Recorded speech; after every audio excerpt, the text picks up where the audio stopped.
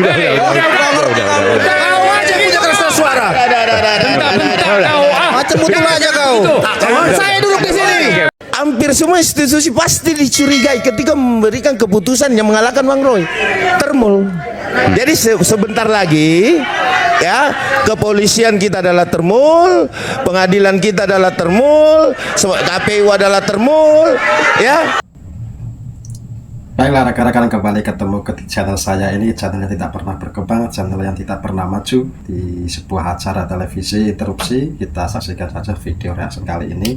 Pokoknya selamat datang di channel yang tidak pernah berkembang. Oke, lanjut videonya.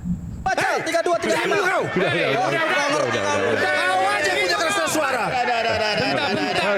Macam betul aja kau. Saya duduk di sini. Hampir semua institusi pasti dicurigai ketika memberikan keputusan yang mengalahkan Bang Roy. Termul.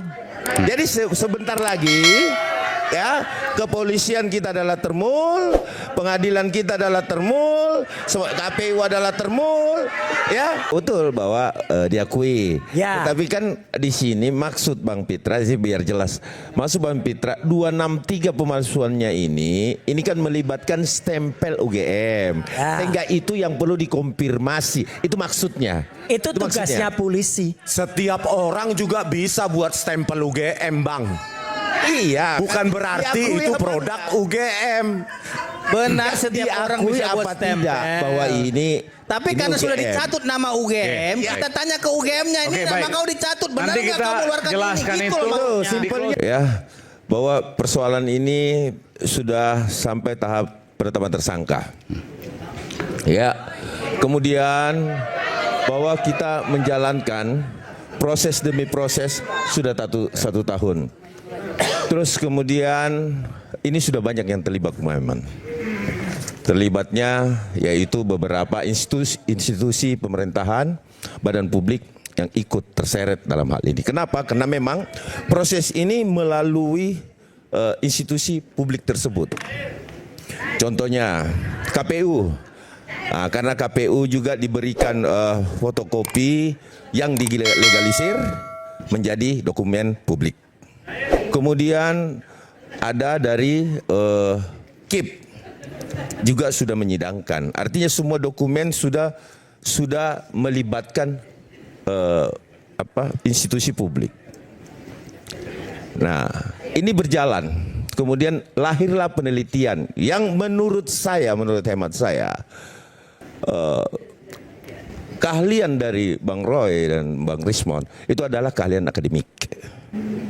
Tetapi perlu saya tegaskan juga bahwa keahlian akademik itu ketika dia mau bersaksi di peradilan tentu tidak akan menggunakan keahlian itu. Dia harus bersertifikat melalui BNSP. Saya juga sudah cross check sampai ke BNSP bahwa memang belum ada BNSP. Tetapi Bang Rismon dan Mas Roy ini berdasarkan keahlian akademik, berbeda dengan ahli BNSP ya. Kalau seandainya itu dikatakan sebagai seorang ahli, maka dia harus listed, harus terdaftar di BNSP. Betul sekali. Kalau tidak terdaftar di BNSP, maka keahlian akan ada akademik. Keahlian akademik, ya. Namanya keahlian akademik. Maka dia tidak bisa disebut ahli. Betul sekali. Dan itu bisa bermasalah dalam proses hukum. Betul. Oke. Nah, itu. Nah, ini Bung Roy dan Bung Rismon tidak terdaftar di BNSP. BNSP, belum ada BNSP-nya. Tetapi kan nanti bisa urus, bisa. Tapi kan prosesnya sudah masuk. Nanti itu maksudnya itu bisa jadi titik lemah untuk proses hukum maksudnya. Iya, ya di situ titik lemah. Tidak bisa bersaksi atas dirinya sebagai ahli di hadapan pengadilan nanti. Oke. Itu sudah pasti. Ya kan? Nah, nanti mungkin Pak Hugo juga bisa bicara. Yang kedua, bahwa ini sudah berjalan, kami sih melihat bahwa semoga ini sampai ke pengadilan karena sudah melibatkan institusi. Lawan dari Mas Roy dan Bang Rismon saat ini adalah institusi. Kita perhatikan. Yang pertama adanya sidang KIP. Ya. Kemudian adanya tuduhan-tuduhan yang dilakukan oleh teman-teman pemohon terhadap KPU bahwa ada pemusnahan dan lain sebagainya, termasuk Andri. Berarti semua melibatkan badan publik. Ketika kita melihat persoalan ini, berarti benar dong. Hal ini melibatkan badan publik. Nah kalau melibatkan badan publik, nah seperti kata teman-teman yang lain, berarti badan publik ini termul semua dong, kan begitu? Karena apa yang dilakukan di Badan publik misalnya apa ditolak. yang sebutkan misalnya? Ah, ditolak, di KIP ditolak. KIP, oke. Ditolak. KPU juga diserah. KPU. KPU juga menyerahkan kan? Bang Aiman, nanti saya ada jawaban untuk Iya. itu. Oke, Terus silakan. kemudian UGM kan badan UGM. publik, ya kan? Lapor, Lapor, pengadilan. Nah, ini badan publik semua. Iya kan? Nah, berarti untuk penyelesaian persoalan ini sederhana kan, Bung Aiman? Iya kan? Ya itu dengan cara peradilan. Bahwa pengadilan lah saat ini yang bisa betul-betul jalan keluar Baik. bagi persoalan dimaksud. Kenapa? Karena memang sudah harus seperti itu. Nah, dijawab lagi bahwa hampir semua institusi pasti dicurigai ketika memberikan keputusan yang mengalahkan Bang Roy. Termul. Jadi sebentar lagi ya, kepolisian kita adalah termul, pengadilan kita adalah termul, KPU adalah termul, ya. Iya kan? Saya adalah termul. Sebentar lagi iNews pun adalah termul dan ahli pun adalah termul. Kan begitu. Jadi semua adalah termul. Nah, semangat kan? Nah, Kalau saya itu. belain Bung Ade, saya dibilang termol juga. Gitu. Bang Aiman belain saya termul. Kalau saya dibilang saya mendukung Mas Roy, saya dibilang Saya nggak pernah ngomong teroris katanya. Yang mana bebas lah terserah. Artinya itulah yang terjadi. Jadi bahwa apa yang terjadi saat ini kita ikuti, kita tunggu. Semoga pemeriksaan gelar perkara, saya nggak tahu jadwalnya, mungkin minggu ini ya. Minggu ini sudah gelar perkara. Setelah gelar perkara kita lihat, karena kita akan berjumpa di gelar perkara nanti kan. Gelar perkara, kemudian pemeriksaan 5 tersangka.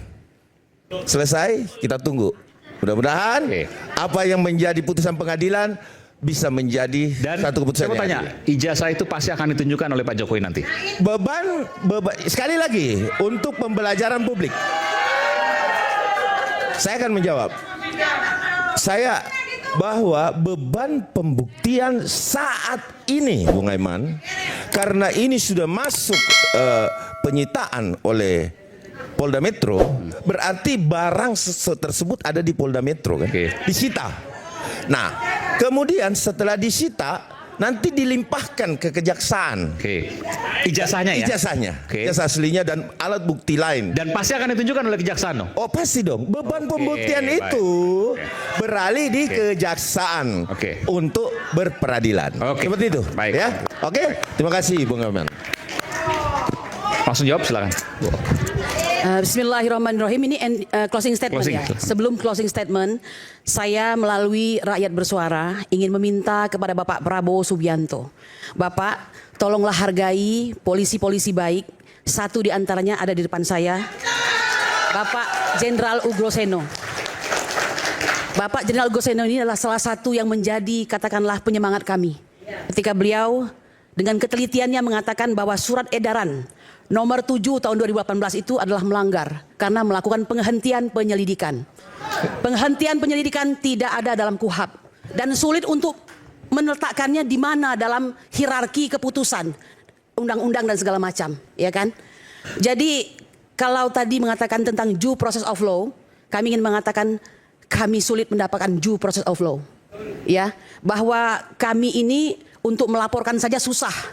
Tidak mendapatkan laporan tapi menjadi dumas hampir 8 jam lalu dibiarkan begitu saja. Tapi ketika Bapak Jokowi akan melaporkan kami, barulah itu pelan-pelan seakan-akan diangkat seperti itu ya. Nah lalu dalam perjalanannya mengenai gelar perkara khusus itu banyak sekali yang dilanggar, terutama Perkapolri yang dibikin sendiri, yaitu Perkapolri nomor 10 tahun 2019, terutama pasal 10 dan pasal 84. Silahkan cek. Apakah di situ ada berita acara penyitaannya? Uang ijazahnya sudah dikasih terus diambil lagi, kapan disitanya itu? Jadi kami ingin mengatakan, jika hari ini kami bertahan hampir 8 bulan hanya karena kebesaran Allah Subhanahu wa taala dan Tuhan yang Maha Esa serta orang-orang baik seperti Bapak Ugro-Seno. Semoga beliau di masa tuanya ini akan tetap terus mengabdi kepada kepolisian karena kami mencintai polisi Republik Indonesia dalam rangka hari ini percepatan reformasi Kapolri ya. Baik, yang kedua, Bang Bang Aiman, saya ingin mengatakan begini ya. due process of law ini kata yang sangat keramat. Bayangkan, dalam kondisi saya sebagai tersangka, kami tetap bekerja. Kami mengawal Bonatua Silalahi di Komisi Informasi Publik. Perlu Anda ketahui, tanggal 5 Desember dicabut kuasa kami untuk mengawal daripada saudara Bonatua Silalahi. Apakah dia tertekan? Kami tidak tahu. Akan tetapi yang pasti tanggal 4, KIP, apakah ini terang-terangan atau diam-diam, mengunjungi Kepolisian Republik Indonesia dan bertemu dengan Bapak Kapolri, yaitu Bapak Sigit Listio. Ya, meskipun akhirnya karena itu sudah diketahui umum, maka yang disampaikan adalah kedatangan KIP ini dalam rangka untuk menyampaikan amanah daripada undang-undang undang-undang tentang KIP. Itu sebelum putusan KIP? Ya, jadi kami sudah ke KIP, kami 3 memegang. Satu, lawan kami adalah KPU RI, kemudian lawan kami adalah Kemendikdasmen, kemudian yang satu lagi ini siapa namanya, Andri. Ya. Andri. Nah, jadi Andri sudah diputuskan bahwa kami ditolak semuanya, tidak bisa mendapatkan dokumen tersebut karena dokumen tidak dikuasai oleh Andri. Ya, nah seperti itu keputusannya. Persidangan tuh berlangsung sangat meriah ya. Dalam artian inilah persidangan yang kami dambakan. Harus kami akui para komisioner itu.